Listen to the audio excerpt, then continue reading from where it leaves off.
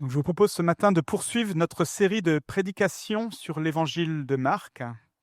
Nous étions arrivés à la fin du chapitre 13, donc dimanche dernier, donc je vous propose de poursuivre tout de suite avec la lecture du chapitre 14, les versets 1 à 26. Donc si certains n'ont pas de Bible et veulent suivre la lecture, vous pouvez récupérer une Bible à l'arrière, posée sur la table. Et donc dans ces Bibles, ça sera à la page 656. Donc Marc 14, à partir du verset 1 jusqu'au verset 26. La fête de la Pâque et des pains sans levain devait avoir lieu 2 jours après. Les chefs des prêtres et les spécialistes de la loi cherchaient les moyens d'arrêter Jésus par ruse et de le faire mourir.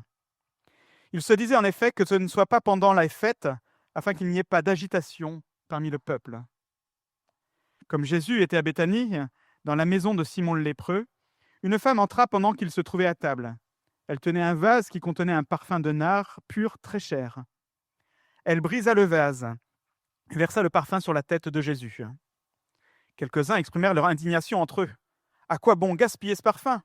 On aurait pu le vendre plus de 300 pièces d'argent et les donner aux pauvres. Et ils s'irritaient contre cette femme. Mais Jésus dit, « Laissez-la. Pourquoi lui faites-vous de la peine? Elle a fait une bonne action envers moi. En effet, vous avez toujours les pauvres avec vous et vous pouvez leur faire du bien quand vous le voulez. Mais vous ne m'aurez pas toujours. Elle a fait cela, elle a fait ce qu'elle a pu. Elle a d'avance parfumé mon corps pour l'ensevelissement. Je vous le dis en vérité, partout où cette bonne nouvelle sera proclamée, dans le monde entier, on racontera aussi en souvenir de cette femme ce qu'elle a fait. » Judas l'Iscariote, l'un des 12, alla vers les chefs des prêtres afin de leur livrer Jésus. Ils se réjouirent en l'entendant et promirent de lui donner de l'argent. Quant à Judas, il se mit à chercher une occasion favorable pour le trahir. Les premiers jours des pains sans levain, où l'on sacrifiait l'agneau pascal, les disciples de Jésus lui dirent, « Où veux-tu que nous allions te préparer le repas de la Pâque ?» Il envoya 2 de ses disciples et leur dit, « Allez à la ville. Vous rencontrerez un homme qui porte une cruche d'eau. Suivez-le. Là, où il entrera, dites au propriétaire de la maison, le maître dit, où est la salle où je mangerai la Pâque avec mes disciples? Alors il vous montrera une grande chambre à l'étage, aménagée et toute prête. C'est là que vous nous préparerez la Pâque. » Ses disciples partirent, arrivèrent à la ville et trouvèrent tout comme il le leur avait dit, et ils préparèrent la Pâque. Le soir venu, il s'y rendit avec les 12. Pendant qu'ils étaient à table et qu'ils mangeaient, Jésus dit, « Je vous le dis en vérité, l'un de vous qui mange avec moi me trahira. » Ils devinrent tout tristes et lui dirent, l'un après l'autre, « Est-ce moi ?» Il leur répondit, « C'est l'un des 12, celui qui met la main dans le plat avec moi. Le Fils de l'homme s'en va conformément à ce qui est écrit à son sujet, mais malheur à l'homme par qui le Fils de l'homme est trahi. Mieux vaudrait pour cet homme qu'il ne soit pas né. » Pendant qu'ils mangeaient, Jésus prit du pain, et après avoir prononcé la prière de bénédiction, il le rompit et le leur donna en disant, « Prenez, mangez, ceci est mon corps. » Il prit ensuite une coupe, et après avoir remercié Dieu, il la leur donna, et ils en burent tous. Il leur dit, « Ceci est mon sang, le sang de la nouvelle alliance qui est versé pour beaucoup. Je vous le dis en vérité, je ne boirai plus jamais du fruit de la vigne, jusqu'au jour où je le boirai à nouveau dans le royaume de Dieu. » Après avoir chanté les psaumes, ils se rendirent au mont des Oliviers. Jusqu'ici la parole de Dieu.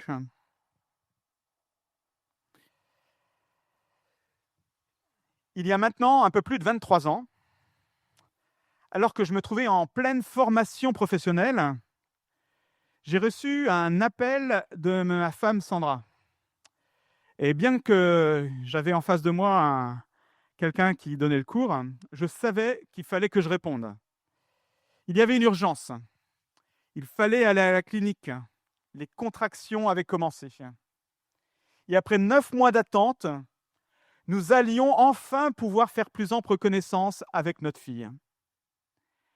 Et pourtant, cette perspective joyeuse allait devoir passer par de nombreuses heures, surtout pour Sandra, de souffrance.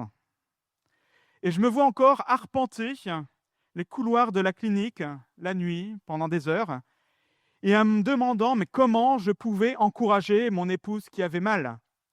Un simple bisou n'allait pas suffire. Et intellectuellement, je savais que ça pouvait être long. J'en avais déjà entendu parler. Je savais que Sandra allait sans doute souffrir. Mais devant les faits, je me suis senti un moment désemparé. Comment encourager Sandra dans cette situation? Nous savons tous qu'un jour ou l'autre, nous aurons à souffrir.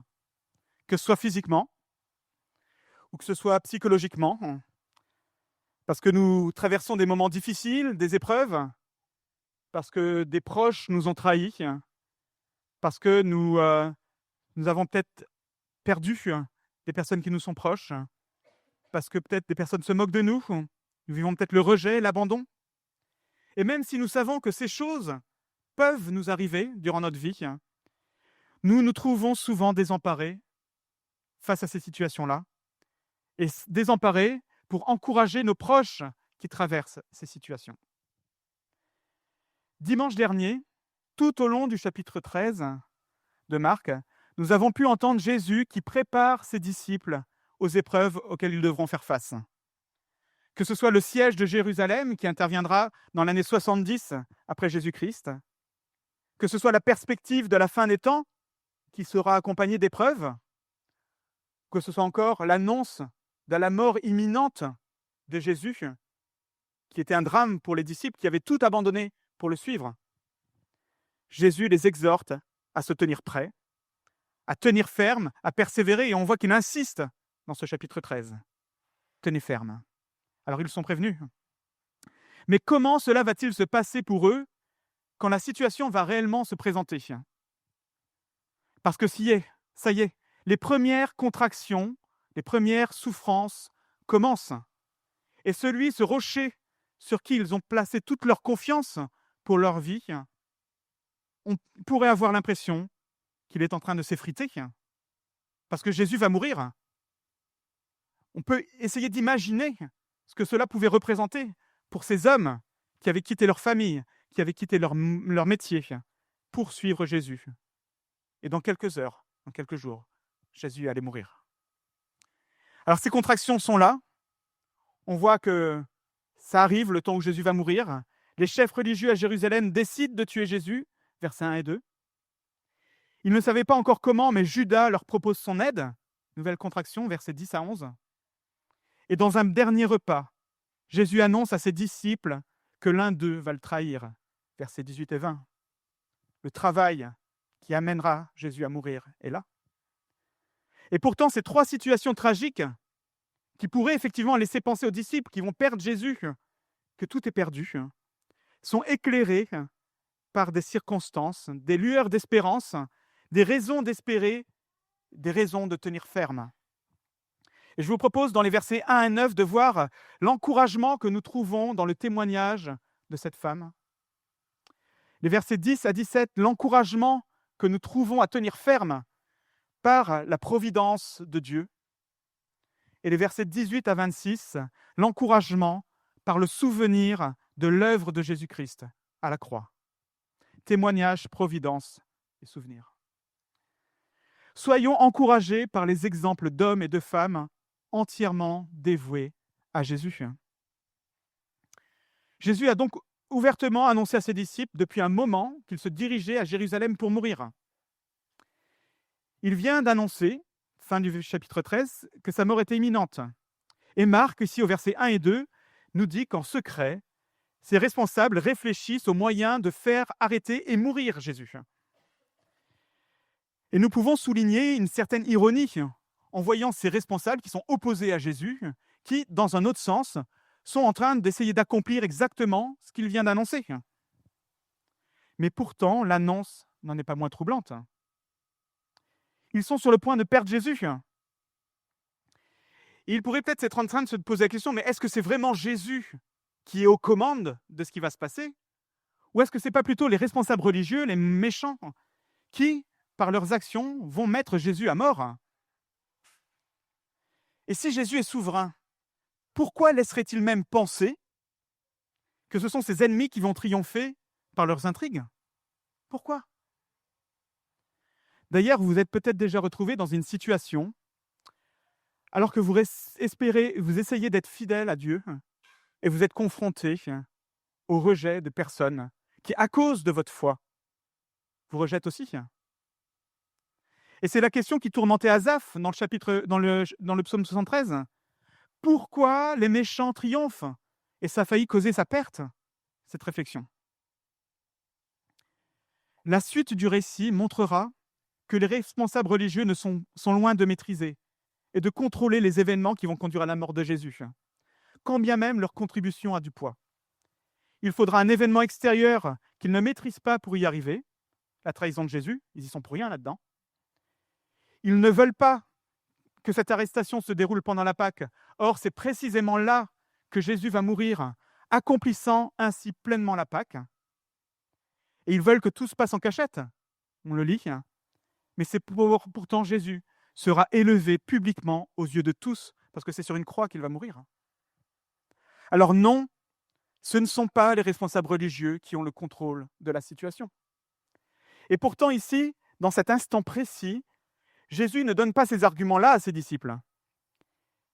Une femme se présente, et nous avons ici le témoignage d'une femme qui a traversé plus de 2000 ans pour venir jusqu'à nous ce matin.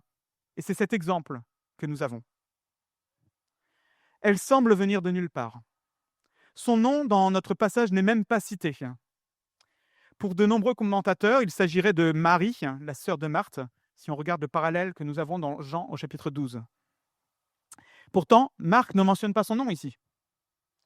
De plus, selon les coutumes de l'époque, une femme n'avait rien à faire dans un rassemblement d'hommes si ce n'est pour les servir. Enfin, comme pour ajouter au côté surprenant de la situation, tout cela se passe chez Simon, le lépreux. Il s'agit donc d'un homme que Jésus a guéri de sa lèpre. Un homme qui, sans la guérison de Jésus, était exclu de toute relation sociale. Il n'aurait pas pu accueillir quelqu'un chez lui si Jésus ne l'avait pas guéri.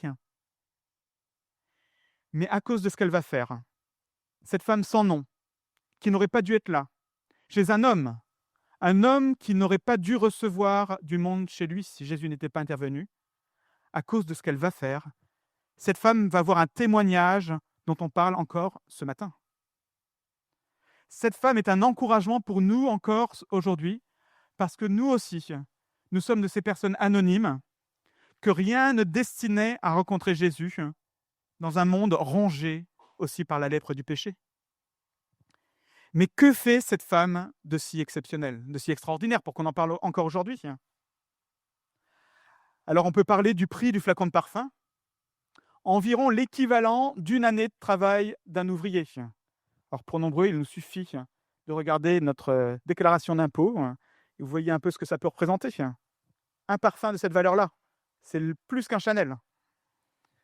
Et on peut se dire, c'est quand même un prix, ce parfum. Et même si peut-être c'était de son superflu, on ne sait pas combien a gagné cette femme. Mais elle a préféré, elle a estimé Jésus plus important que la valeur de ce parfum. Elle a trouvé peut-être Jésus même plus important que la valeur sentimentale de ce parfum, qui était peut-être un héritage familial. Elle estime Jésus plus important que les qu'en dira-t-on de la folie de son geste, qui ne va pas manquer de soulever les débats, on peut le lire. Elle aime Jésus plus que toute autre chose, au point de ne pas rester enfermée dans les convenances sociales de l'époque, qui auraient dû la tenir éloignée de Jésus à ce moment-là. Pourtant, ce ne sont pas toutes ces bonnes raisons que Jésus déclare quand il dit qu'elle a fait une bonne action, mais elle a fait ce qu'elle a pu, elle a d'avance parfumé mon corps pour l'ensevelissement. C'est ça que Jésus souligne. Elle a fait comme elle a pu, elle a d'abord parfumé mon corps pour l'ensevelissement. C'est la mort à venir de Jésus qui donne toute la valeur à son geste. Et pourtant, on ne sait pas ce qu'elle a vraiment compris. Il est même peu probable qu'elle ait compris que Jésus allait être fait prisonnier dans les heures suivantes et qu'il allait être crucifié le jour de la Pâque, sans qu'il soit même possible d'embaumer son corps. Mais avec ce qu'elle a compris, forte de tout cet amour qu'elle avait pour Jésus, parce que Jésus était plus précieux pour elle que tout le reste dans sa vie, avec ce qu'elle a pu, elle a fait un geste prophétique, sans doute sans savoir, et son geste a été approuvé par Jésus. qui le donne même en exemple. Dans un contexte où certains pourraient douter de la souveraineté de Jésus, comme peut-être ses disciples qui vont se disperser suite à son arrestation, le témoignage de cette femme anonyme est un exemple. Elle est à la fois un point de repère, un phare dans une vie où les circonstances peuvent parfois nous conduire à nous poser la question « Mais tu es où, Seigneur ? J'ai vraiment l'impression que tu as perdu le contrôle du monde. Tu as vu ce qui se passe ? J'ai vraiment l'impression que tu n'es plus souverain et que tu n'as pas la capacité de me conduire à bon port, pourtant comme tu me l'as promis. » Peut-être que c'est des paroles qui nous ont traversé l'esprit, des moments de notre vie. Mais là, sans grand discours théologique, sans argumentation, juste par son témoignage, qui est marqué par l'adoration, la consécration et la dévotion, cette femme nous invite à la rejoindre dans cette même attitude au pied de Jésus. Et je trouve que c'est un super clin d'œil de la part de Jésus, parce qu'en même temps, le témoignage de cette femme nous parvient effectivement jusqu'à aujourd'hui. Et ainsi, il nous montre que Jésus est pleinement souverain, puisqu'effectivement, on parle encore de ce que cette femme a accompli en brisant ce flacon et en répandant ce parfum. Cette femme est donc un encouragement à tenir ferme, mais elle est aussi un encouragement à devenir un encouragement à notre tour. Nous pouvons être de ces chrétiens anonymes qui, par notre témoignage, notre fidélité, notre dévotion, au milieu de nos tempêtes et de nos pourquoi, de nos doutes, encouragent les autres à tenir ferme. Nous pouvons être reconnaissants. C'est pourquoi nous pouvons être reconnaissants pour tous ceux et toutes celles qui, parmi nous, peut-être en ce moment même, traversent ces difficultés et tiennent bon au cœur de l'épreuve. Vous êtes des manifestations de la fidélité de Dieu. Vous êtes des encouragements pour nous à tenir ferme. La preuve que Dieu est fidèle et vous permet de tenir ferme, et aussi une preuve pour nous, une démonstration que Dieu le sera aussi avec nous. Encourageons-nous donc à tenir ferme par l'exemple d'une vie entière pour Jésus. Soyons aussi encouragés par toutes ces manifestations extraordinaires de la souveraineté de Dieu dans les plus petits détails de nos vies. S'il y a de quoi être troublé de voir les méchants réussir leur coup, il me semble que la trahison d'un proche est un des vécus qui peut être le plus douloureux. Quelque part, plus la relation est intime, plus la douleur est grande. Et c'est ce qui rend d'autant plus grave les abus au sein des familles, cette proximité. Les hommes et les femmes victimes de l'infidélité de leur conjoint tombent souvent dans la culpabilité, le repli sur soi, la difficulté à refaire confiance. Dans notre texte de ce matin, nous apprenons qu'une des personnes les plus proches de Jésus a décidé de le trahir. Il s'agit de Judas, l'un des 12, celui à qui a été confié les cordons de la bourse, celui qui avait donc la confiance de l'équipe. Il va trahir Jésus, qui va être moqué, humilié. À cause du geste de cet ami, Jésus va être dépouillé de tous ses vêtements. Les hommes vont lui cracher dessus. Il va être accusé injustement, subir la honte, subir une mort atroce. Tout ça par la trahison de cet ami. Cet ami qui, quand il a compris que Jésus n'allait pas lui donner ce qu'il voulait, c'est-à-dire la richesse et l'argent, et parce que cette richesse était son réel Dieu, a décidé de trahir Jésus. Quel contraste avec la femme de tout à l'heure, n'est-ce pas ?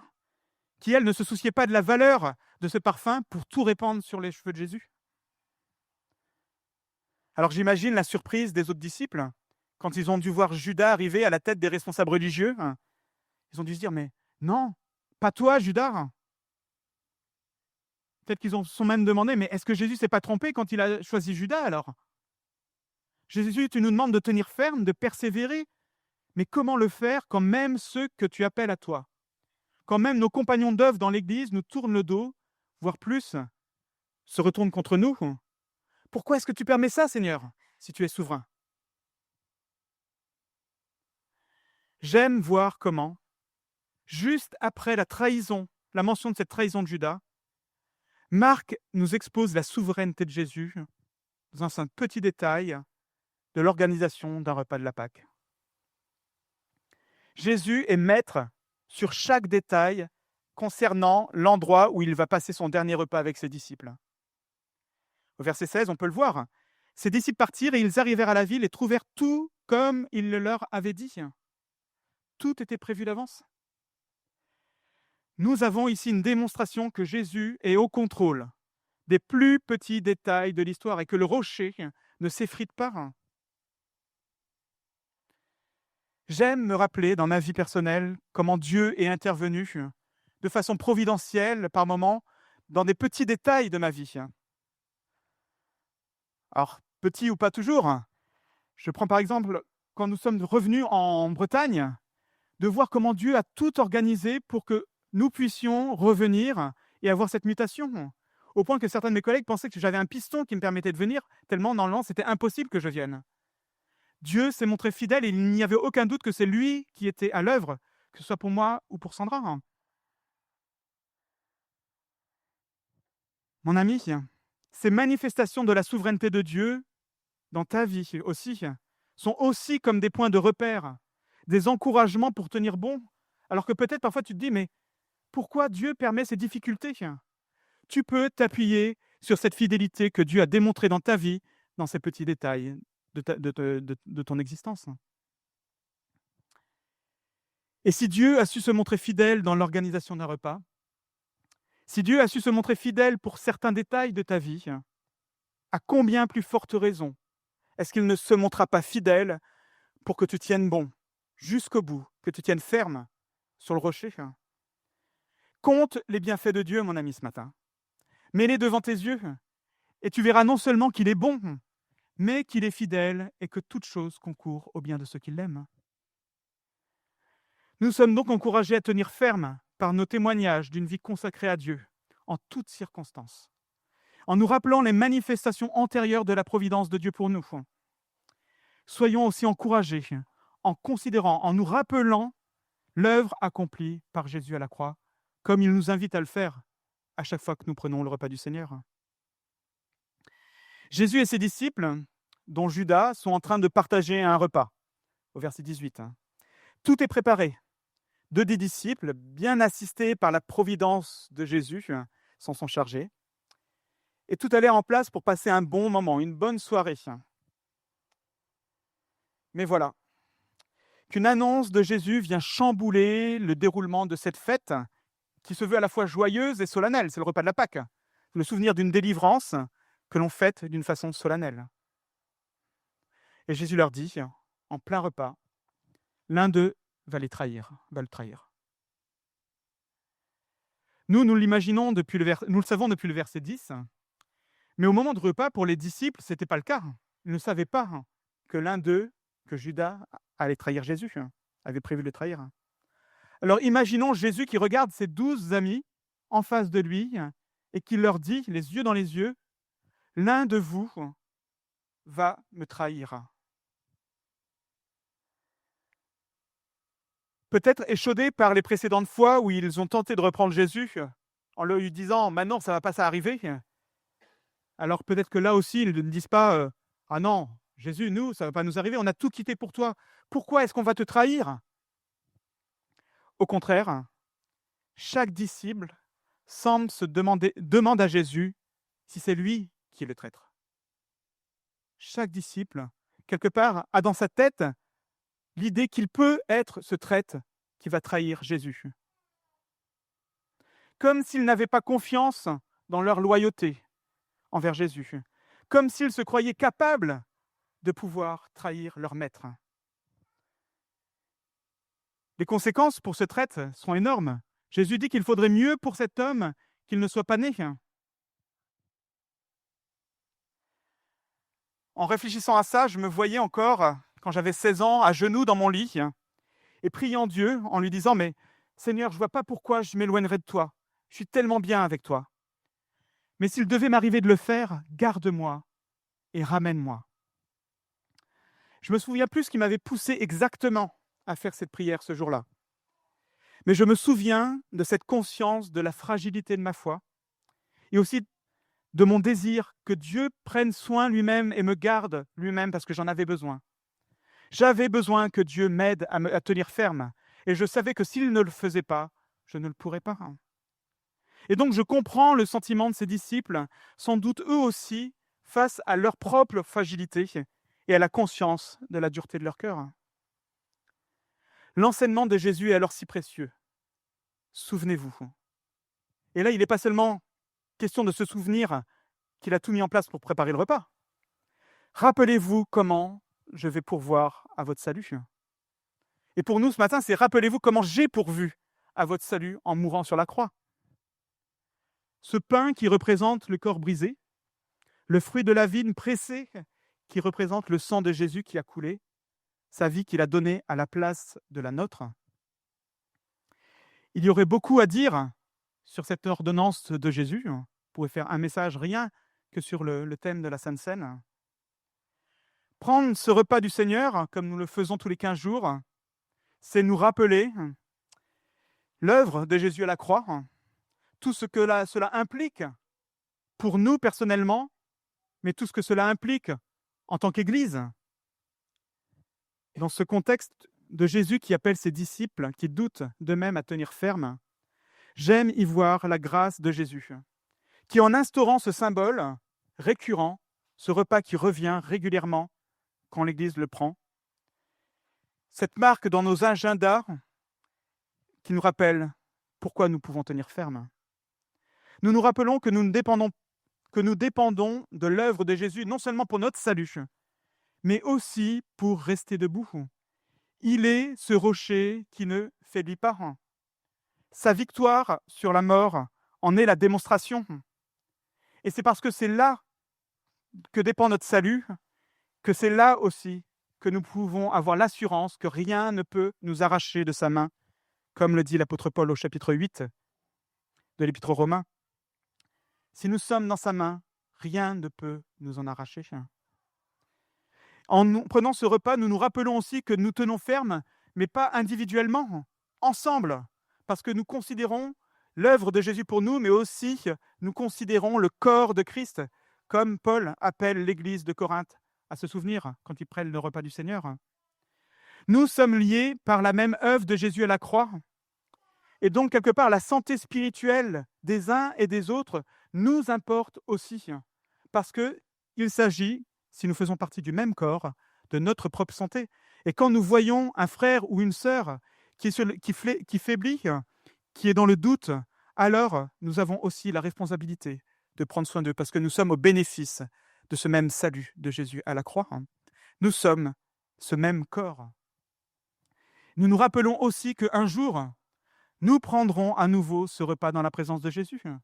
Jésus, il dit ici qu'il ne va plus en boire du fruit de la vigne tout de suite, mais qu'il en reboira avec eux. Il m'arrive régulièrement, quand je lis un roman, en cours de lecture, quand je suis un peu trop stressé par ce qui arrive aux personnages dans lesquels je m'implique, d'aller voir à la fin ce qui se passe. Je ne pense pas que je sois le seul, pour certains ça doit être une horreur, mais en fin de compte ça me permet de reprendre la lecture de mon livre en étant moins stressé et plus détendu. Ici, Jésus nous rappelle aussi qu'un jour, nous mangerons à nouveau ce repas avec lui. En fait, quelque part, il nous a lu le dernier chapitre de l'histoire et nous pouvons, forts de ce que nous savons maintenant, reprendre le cours de notre vie plus sereinement. Ça ne veut pas dire que la vie va s'écouler comme un long fleuve tranquille, que nous n'allons pas traverser des épreuves, que nous n'aurons peut-être pas des moments où nous douterons, où nous aurons peut-être l'impression que Dieu perd le contrôle sur nos vies. Mais nous pourrons affirmer avec le psalmiste 23 que même si nous allons parfois traverser la vallée de l'ombre de la mort, l'Éternel est mon berger. Il me conduit dans des verts pâturages. C'est notre destination finale, les amis. C'est la fin du roman. Un lieu de repos et d'abondance éternelle en présence du bon berger. Alors je vais conclure. Quelle grâce de voir la diversité ici des moyens que Jésus met en œuvre pour encourager ses disciples à tenir ferme. Et ce n'est pas exhaustif. J'espère par exemple que la prédication de la parole est aussi un moyen que Dieu utilise pour nous encourager, comme la prière.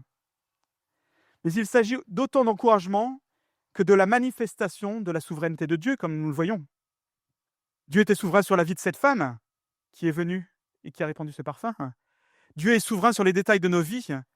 Dieu était souverain sur ce qui s'est passé à la croix. Et Jésus est ressuscité et vivant encore aujourd'hui. Les circonstances de vie peuvent être difficiles au point même de parfois être tenté de douter de la fidélité de Dieu et de sa souveraineté. Mais nous pouvons tenir ferme en considérant le témoignage fidèle des frères et sœurs dont la vie est marquée par un renoncement total pour gagner Jésus-Christ. Les manifestations de la providence de Dieu dans les détails de notre vie et de celle de nos compagnons de route. Dieu est bon, les amis. Dieu est bon. L'ordonnance du repas du Seigneur qui nous permet de ne pas oublier et de nous rappeler régulièrement que nous sommes ensemble au bénéfice de cette même grâce pour tenir ferme.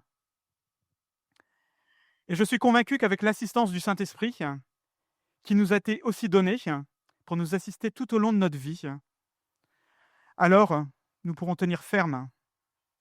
Nous pourrons nous appuyer sur ces éléments que nous trouvons dans cette parole aujourd'hui, dans leur diversité.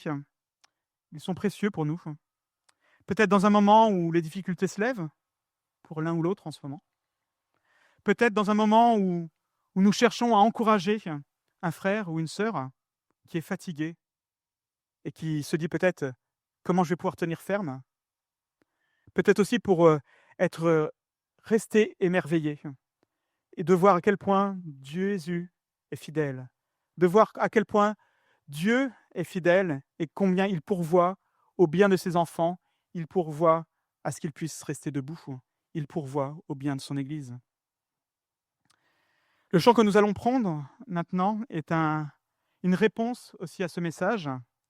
Il nous invite à la fois à proclamer avec force « Dieu, tu es ma force, ma consolation, une lampe devant mes pas ». Et c'est une parole de foi que de dire ça. Mais en même temps, nous pouvons aussi crier à lui et le prier en lisant « Toi qui as fixé le cours des étoiles, Seigneur, sois mon ancre, sois ma voile ». Je vais prier pendant que les musiciens vont se mettre en place. Seigneur, tu sais de quoi nous sommes faits. Tu nous connais. Tu sais combien nous sommes fragiles, en proie au doute. Tu sais combien souvent les circonstances difficiles que nous pouvons traverser peuvent nous ébranler. Et Seigneur, je te remercie parce que non seulement tu nous as exhortés à tenir ferme, mais tu nous as donné des moyens aussi de grâce pour pouvoir tenir ferme. Merci parce que tu es et tu restes ce rocher sur lequel nous avons raison de bâtir nos vies. Garde-nous chacun, s'il te plaît, dans ta main ce matin. Ramène à toi ceux qui sont éloignés, Seigneur, selon ta fidélité. Seigneur, nous comptons sur toi. Tu es ce rocher. Amen.